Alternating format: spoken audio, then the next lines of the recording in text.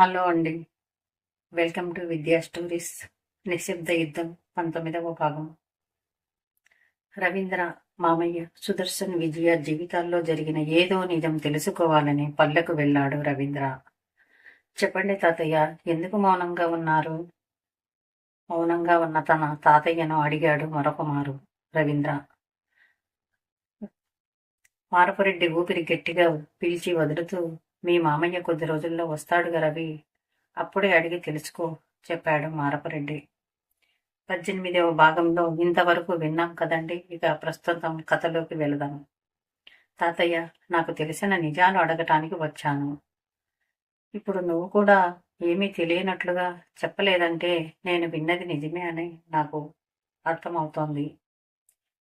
మారపరెడ్డి రవీంద్ర వైపు చూడకుండానే అక్కడ ఉన్న మా తీగమల్లె మీద ఉన్న పిచ్చుక వైపు చూస్తూ, మీకు ఏం నిజాలు తెలిసాయి రవీంద్ర? అడిగాడు. మామయ్యకు మీకు మాటలు లేవు అని కొన్ని సంవత్సరాలుగా మామయ్య పల్లెకు రావటం లేదని అమ్మా నాన్న ఇద్దరూ మాట్లాడుకోవటం విన్నాను. ఎందుకు మీ మధ్య మాటలు లేవు? అడిగాడు రవీంద్ర. మీ అమ్మని అడగకపోయావా? విన్న వెంటనే అన్నాడు మారపరెడ్డి. అమ్మను అడిగాను. నేనేమీ అలా మాట్లాడలేదే. ఎలా విన్నావో అంది అమ్మ బుకాయింపుగా. అమ్మ దృష్టిలో నేను ఇంకా చిన్నపిల్లాడిలాగే కనిపిస్తున్నాను కాబోలు. నువ్వు కూడా నన్ను అలాగే భావిస్తే నాకు అప్పుడే మరి పెళ్లి ఎందుకు చేయాలని అనుకుంటున్నారు? ఈ పెళ్లి అనౌన్స్మెంట్ ఎందుకు చేయించారని కూడా నేను అడగవలసి వస్తుంది. మామయ్యకు మీకు మాటలు లేనప్పుడు ఈ పెళ్లి అనౌన్స్మెంట్కి మరి మీరెందుకు వచ్చారు? మనవడి ప్రశ్నలకు మారపురెడ్డి కొన్ని నిమిషాలు జవాబులు వెతుక్కుంటున్నట్టుగా మూగపోయాడు. ఆయన గొంతు మాత్రం ఏదో చెప్పటానికి సంశయిస్తున్నట్టుగా పదాలు గొంతులు దాటి పెదాలపైకి రాలేనంటూ గింజుకుంటూ వెనక్కి వెళ్తున్నాయి. ఇబ్బంది పడుతున్నట్లుగా ఆయన నరాల కదలికలు కనిపిస్తున్నాయి రవీంద్రకు. తన దగ్గర ఆ విషయం చెప్పటానికి అంత సంశయం దేనికి? అంత రహస్యమా? అనుకున్న రవి ఆ నిజాన్ని మరింత తెలుసుకోవాలన్న కుతూహలంతో, తాతయ్య నిజం చెప్పు, లేదంటే ఇప్పుడే వెళ్ళిపోతాను అని లేవబోయాడు.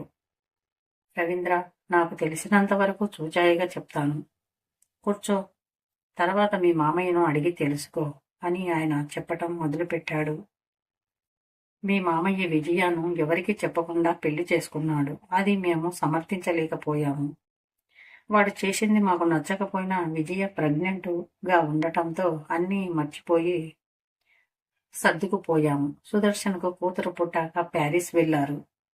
ఇరు కుటుంబాలు వస్తూ పోతూ బాగున్న సమయంలో మీ ముగ్గురు పిల్లల మధ్య వచ్చిన మనస్పర్ధల వల్ల దూరమయ్యాము. కనుక ఏ విషయాల్లో మీ అమ్మకు కానీ చెప్పటానికి వీలు లేకపోయింది. కూతురి కాపురం కదా, ఎలా రియాక్ట్ అవుతాడో మీ అబ్బా అని కూడా మేము చెప్పలేకపోయాము. ఇప్పుడు మాటలు లేకపోవటమే మరింత మంచిది. సుదర్శన విషయాలు కూడా ఏమీ చెప్పకుండా ఉండటానికి ఇది సరైన సమయమే అని అనుకున్నాము. ఊర్లో కూడా ఎవ్వరికీ చెప్పలేదు. సుదర్శన్ భార్యతో సుఖంగా సంతోషంగా ఉన్నాడనే అనుకున్నాము. అలా ఇరు కుటుంబాలు దూరమైన 3 సంవత్సరాల తర్వాత ఓ రోజు మీ మామయ్య ఏదో మీటింగ్ ఉండటంతో విజయాని, చిన్నిని ముంబై పెళ్లికి పంపించాడు చెన్నై నుండి. అప్పుడు చెన్నైలో ఉన్నారు మీ మామయ్య. ఆ తర్వాత పెళ్లికి వెళ్ళిన విజయ, చిన్ని తిరిగి రాలేదు. ఏమైందో తెలియదు. ఎంతో వెతికారు. పోలీసు కంప్లైంట్ ఇచ్చాడు మీ మామయ్య. అలా 2 సంవత్సరాలు గడిచిపోయాయి. మీ మామయ్య చెన్నై వదిలే ఇక ముంబైలోనే స్థిరపడ్డాడు. అక్కడే మీ మామయ్య బిజినెస్ వదిలేసి ముంబైలోనే స్థిరపడి మీ అత్తయ్య కోసం తిరుగుతూ ఉన్నాడు. ముంబై పోలీసు వాళ్ళు కూడా చేతులెత్తేశారు. మిస్ అయిన వాళ్ళని వెతికి పెట్టవచ్చు, కానీ కావాలని ఎవరితోనో వెళ్ళిన ఆవిడని గురించి ఇంకా ఎంక్వైరీ చేయటం అనవసరమని తను కావాలని మీ మామయ్యను వదిలేసి వెళ్ళిపోయింది. ఇలాంటివి ఎన్నో కేసులు మేము చూశామని పోలీసులు చెప్పారు. ఆవిడ మనం వెతికే కొద్దీ ఇంకా దాక్కుంటుందని చెప్పటంతో పోలీసులు అలా మాకు చాలా అవమానంగా అనిపించింది. సుదర్శన్ మీద విపరీతమైన కోపం వచ్చింది. వెనక ముందు ఎవరూ లేని తెలియని ఆమెను పెళ్లి చేసుకున్నాడని, ప్రేమ పెళ్లిళ్ళు ఇలాగే ఉంటాయని, ఇప్పుడు నిన్ను వదిలేసి వెళ్ళిపోయిందని మీ అమ్మమ్మ సుదర్శన్తో గొడవ పెట్టుకుంది. ఇలా ఇక అమ్మాయిని గురించి ఆలోచించకుండా మళ్ళీ పెళ్లి చేసుకోమని ఎంతగానో చెప్పి చూసింది మీ అమ్మమ్మ. సుదర్శన్ వినలేదు. ఇక ముంబై వదిలిపెట్టి రాలేకపోయాడు. మీ అమ్మమ్మకు నచ్చ చెప్పటానికి ప్రయత్నించాడు. మేమిద్దరం ఏ రోజు గొడవ పడలేదమ్మా. మా ఇద్దరిది చాలా అన్యోన్యమైన దాంపత్యం. విద్య ఏ కారణం చేతనో నాకు దూరమైంది. అది బలమైన కారణం అయి ఉంటుంది. తను రాలేని పరిస్థితిలో ఉండి ఉంటే తప్ప తను నన్ను వదిలి వెళ్ళలేదు. నా కోసం వస్తుంది చిన్నీని తీసుకొని అని ఎంతగానో చెప్పాడు. మేము మళ్ళీ కలుస్తామన్న నమ్మకం నాకుంది. నాన్న విజయ నన్ను అంత తేలిగ్గా వదిలిపెట్టలేదు అని మొండిగా చెప్తున్నాడు అనుకున్నాము. వాడి ప్రేమను అర్థం చేసుకోలేకపోయాము. మా మాట వినట్లేదన్న కోపంతో మీ మామయ్యతో కూడా విసుగు చెందిన మేము మళ్ళీ పెళ్లి చేసుకోవటానికి మేము చూసిన సంబంధం చేసుకుంటానంటేనే ఊరికి రా, లేదంటే రాకు అని మీ అమ్మమ్మ ఖరాఖండిగా సుదర్శన్తో చెప్పింది. ఫోన్లో కూడా మాట్లాడలేదు. 5 సంవత్సరాల తర్వాత ఓ రోజు విజయ మాస్కు పెట్టుకొని పొలం పనులు చేసే వాళ్ళలాగా ఏదో పని అడగటానికి వచ్చిన పని ఆమెలాగా పల్లెకు అంటే మన ఇంటికి వచ్చింది. మేము విజయాన్ని చూసి ముందుగా ఆశ్చర్యపోయాము. మేము చాలా కోపడ్డాము. ఆవేశంతో ఇల్లు దాటి వెళ్ళమని చెప్పాము. నన్ను క్షమించండి మామయ్య, నేను రాలేని పరిస్థితుల్లో అలా ఇరుక్కుపోయాను అని ముందుగా సుదర్శన్ను పిలిపించి జరిగిన విషయం చెప్పింది.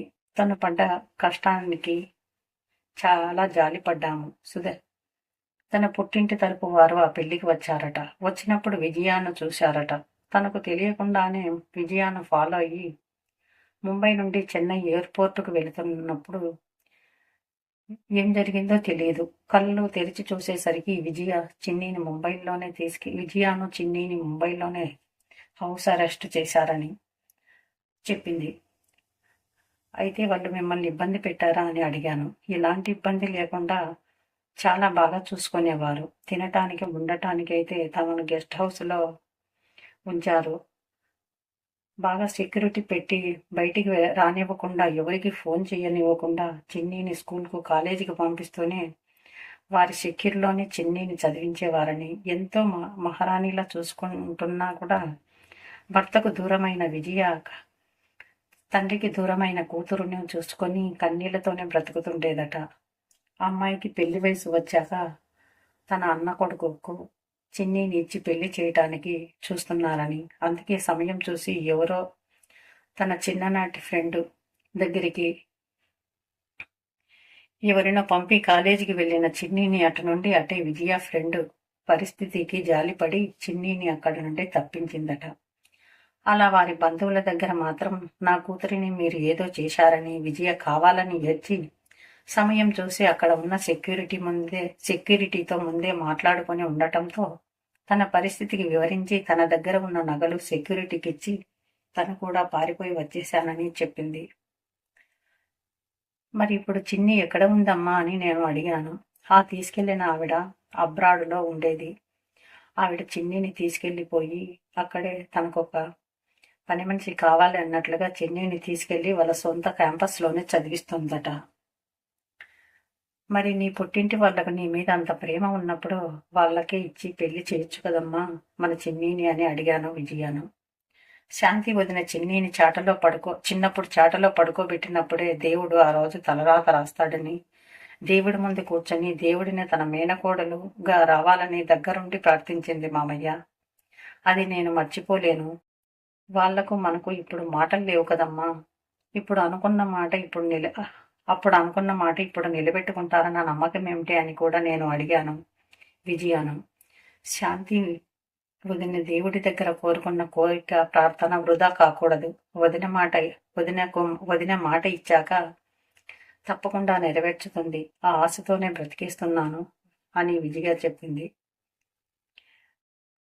శాంతి వదిన లాంటి ఇంటికి తన కూతురు కోడలిగా వెళ్తే నిండు నూరేళ్లు సంతోషంగా ఉంటుందన్న నమ్మకంతో తన పుట్టింటిని కూడా కాదనుకొని రవీంద్రకే తన కూతురిని ఇవ్వాలని ఆశతో వచ్చిందట.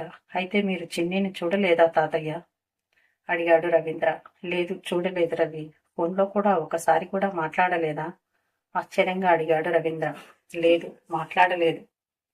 ఇంకా సుదర్శన్ విజయ ఎవరికి తెలియకుండానే ఈ 3 సంవత్సరాల నుండి రహస్యంగా ఉంటున్నారు. అయ్యో పాపం, అత్తయ్య మామయ్య చిన్ని ఎన్ని కష్టాలు పడ్డారు తాతయ్య, ముగ్గురు ఒక దగ్గర లేకుండా అని రవీంద్ర చాలా జాలి చూపించాడు.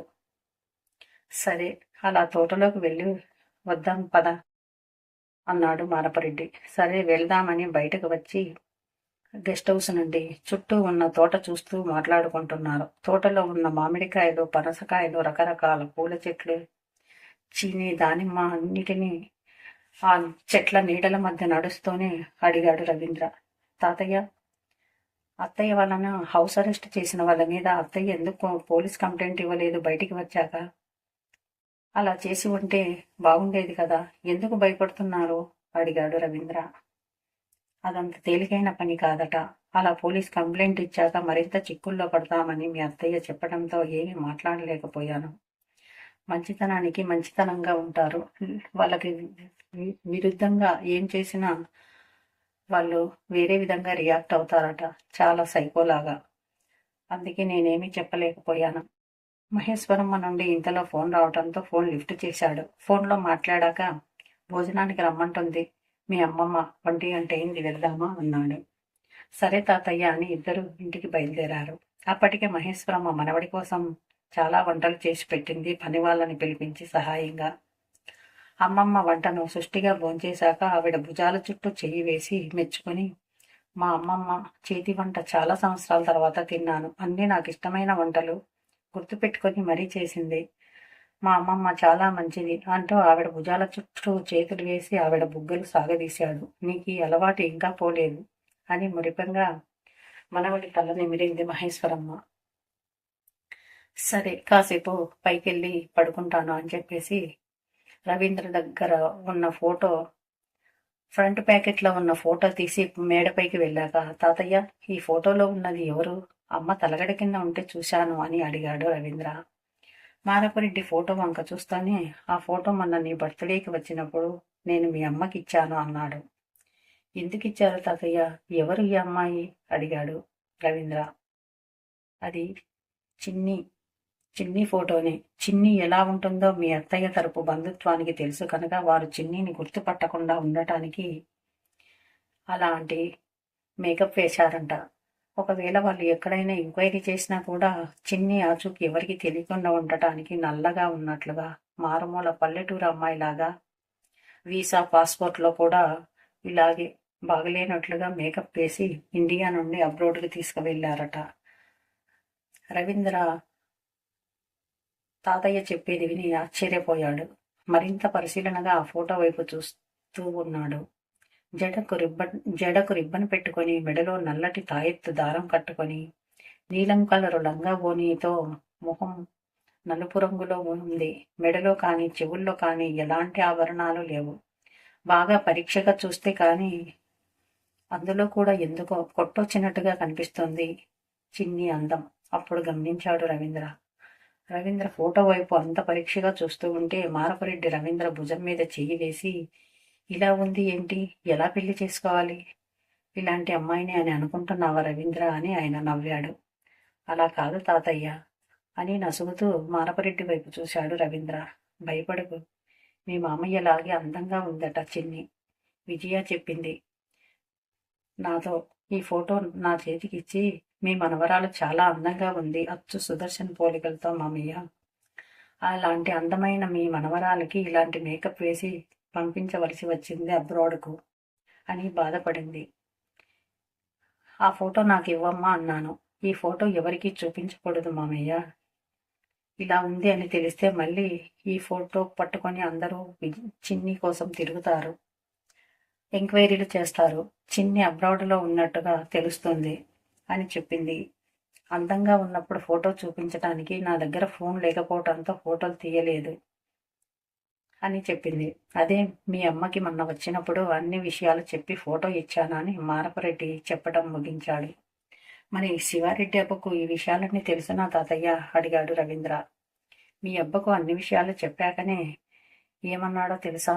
నేను విజయాను మీ తోడ పుట్టిన వాళ్ళ కొడుకుకి చిన్నిని ఇచ్చి పెళ్లి చేయకూడదా అన్నానని నీకు అసలు బుద్ధిందా మా ఇంటికి కావాల్సిన కోడలను మరొక ఇంటికి కోడలిగా పంపాలనుకున్నావా? అలా చేసి ఉంటే నేనేమిటో నీకు తెలియచేసేవాడిని అని ఆవేశపడ్డాడు మీ అబ్బా. అందుకే ఇక వెంటనే నీ బర్త్డే రోజు ఈ పెళ్లి అనౌన్స్మెంట్ ఇచ్చాడు. సుదర్శన్ కూతురిని మీ ఇంటి కోడలిగా అని ఇప్పుడే చెప్పకూడదని నేను మీ అబ్బకు చెప్పాను. చెప్పినా కూడా వినలేదు శివ. మొండివాడు. సమస్య వచ్చినప్పుడు ఫేస్ చేద్దాంలే, అన్నిటికీ భయపడుతూ కూర్చుంటే ఎలా అన్నాడు ధైర్యంగా నా భుజం తట్టి. శివ మొండితనం నాకు తెలుసు కనుక నేను కూడా ఏమీ చెప్పలేకపోయాను. మారపరెడ్డి చెప్పటం ఆపి, కొద్దిసేపు పడుకో రవీంద్ర, ఈ టైంలో అలా కునుకు పట్టడం నాకు అలవాటు అన్నాడు. సరే తాతయ్య, నువ్వు నిద్రపో అని రవీంద్ర కూడా తాతయ్య ముందు ఊరికే కళ్ళు మూసుకుని ఆలోచిస్తూ పడుకున్నాడు. తన అబ్బ శివారెడ్డి మీద రెస్పెక్ట్ పెరిగింది. వెళ్ళి శివారెడ్డి గారిని హక్ చేసుకుని థ్యాంక్స్ చెప్పాలనుకున్నాడు రవీంద్ర. రవీంద్రకు నిద్ర పట్టలేదు. చిన్ని ఫోటోని చూసుకుంటూ ఉన్నాడు. అరగంట తర్వాత రవీంద్ర మొబైల్కు నోటిఫికేషన్ రావటంతో తాతయ్య క్యాబ్ వచ్చింది, మరి నేను వెళ్తాను అన్నాడు రవి లేచి కూర్చొని. అప్పుడైనా అన్నాడు మారపరెడ్డి. ఫ్లైట్ టైం అవుతోంది, వెళ్తాను తాతయ్య. రిటర్న్ టికెట్ బుక్ చేసుకున్నాను, మరోసారి